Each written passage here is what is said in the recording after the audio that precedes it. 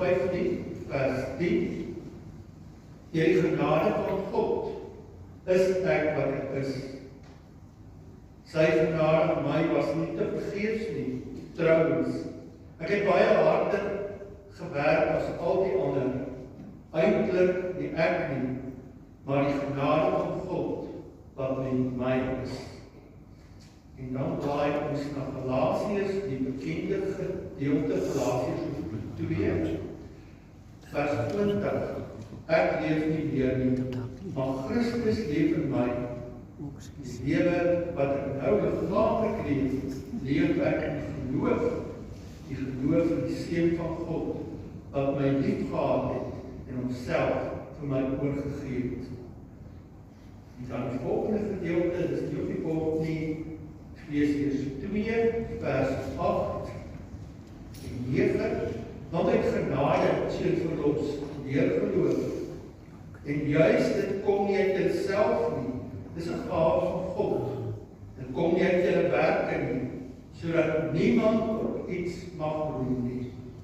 En ons laaste gedeelte vir Filippense hoofstuk 2 van vers 5. Laat dan die gesindheid wat daar in Christus was, ook in julle wees. Hoewel die gestalte van God was, het hy gelykheid aan God nie beskou as iets om aan vas te klou nie, maar het homself daarvan leef gemaak, die gestalte van 'n slaaf aangeneem en aan mense gelyk te word. En toe hy in die vorm van 'n mens verskyn het hy homself verneder, deurdat hy gehoorsaam geword het tot die dood toe, ja, die dood aan die kruis. Die woord van God, vir die kinders van God.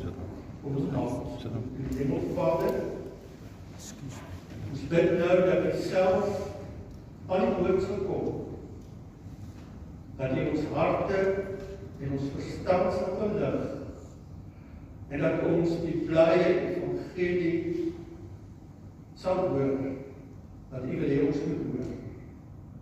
Amen.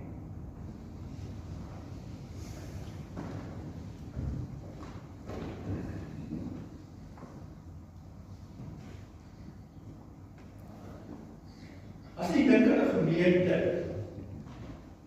waarom dink jy? Dit klop mense.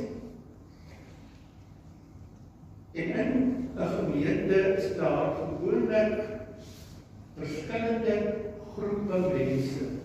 Mense wat verskillend oor hulle geloof dink en hulle geloof op verskillende